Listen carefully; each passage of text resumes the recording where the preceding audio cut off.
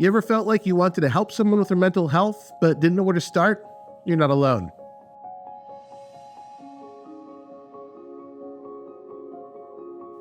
The truth is, many of us want to support the people we care about, but we're unsure how to do it. So today, I'm sharing 10 powerful ways to connect with and support someone's mental health. Stick around, because these tips can make a real difference. All right, let's get into it. First up, we have listen without judgment.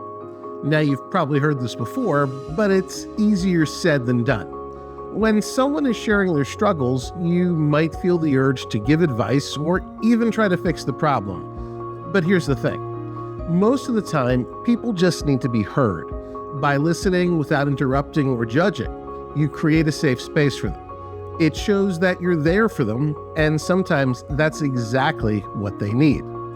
The act of truly listening helps people feel validated and understood. Next, encourage professional help. Now, this one's key, especially if the person you're supporting is really struggling. It's great to be there for them, but sometimes they need more than a friend. They need a trained professional. Encouraging someone to see a therapist or a counselor can feel tricky, but you can do it in a gentle, supportive way. You might say something like, "I think talking to someone could really help you right now, and I'm happy to help you find the right person." You can even offer to do some research with them, or go with them to their first session. It takes the pressure off and makes it all less scary. Number 3 is simple but powerful. Check in regularly. It's easy to feel forgotten or isolated when you're struggling with your mental health. So sending a quick message or making a call can remind them that they're not alone. It shows that you're thinking of them, and you don't even need to have a long or deep conversation every time. Just a simple, "Hey, how are you doing?" can make a big difference. It helps maintain connection and lets them know you're there when they need you. All right, educate yourself on mental health is tip number 4. This one is so important because the more you understand about what someone's going through, the more helpful you can be. When you learn about conditions like anxiety, depression, or trauma, you start to get a clearer picture of why they might feel or act in a certain way. It also shows them that you're invested in their well-being, that you're taking the time to understand. Plus, it helps you avoid common mistakes like minimizing their feelings or offering advice that isn't helpful. 5th on the list, be patient and compassionate. Mental health is not something that improves overnight. It's a journey, and progress can be slow. There might be days when the person seems like they're doing great, and then days when they're struggling again. That's normal. It's important to be patient and remind them that you're there no matter what. Compassion means accepting where they are in the moment without pushing them to get better on your timeline. It's about showing empathy and understanding that healing takes time. Next up, offer practical help. This might not seem like a big deal, but when someone is overwhelmed, everyday tasks can feel, impossible. Whether it's running errands, making a meal, or helping with chores, these small acts can lift a lot of weight off their shoulders. Sometimes practical help is more impactful than any advice you can give. It's a tangible way to show that you care, that you're there to support them in whatever they need. 7th on the list, encourage social connection. Mental health struggles often lead to isolation.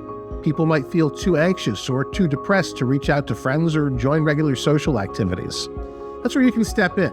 Encourage them to reconnect with others, whether that's through a casual hangout, joining a support group, or attending a social event.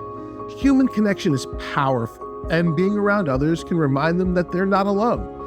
Even if they're hesitant at first, gently encouraging social interaction can help lift their spirits. Number 8, respect their boundaries. This is a big one. As much as you might want to help, it's important to let them set the pace. If they're not ready to talk, don't push. If they need space, give it to them. Respecting boundaries shows that you understand their needs and that you're willing to support them in a way that works for them. It also builds trust. When they know that you won't force anything, they're more likely to come to you when they're ready. 9th, create a safe, open environment. This means letting them know that they can come to you with anything. No judgment, no criticism, just support. It's about creating a space where they feel comfortable being vulnerable. The more open and accepting you are, the more likely they are to share what's really going on. And trust me, that kind of openness can be life-changing for someone struggling with their mental health. And finally, take care of yourself too. This is something we often forget, but it's important. Supporting someone through mental health challenges can be emotionally draining. And if you're not looking after your own well-being, you won't be able to help them effectively. Make sure you're checking in with your own mental health, setting boundaries for yourself, and finding ways to recharge. You can only pour from a full cup, so don't neglect your own self-care. So there you have it, 10 powerful ways to support someone's mental health.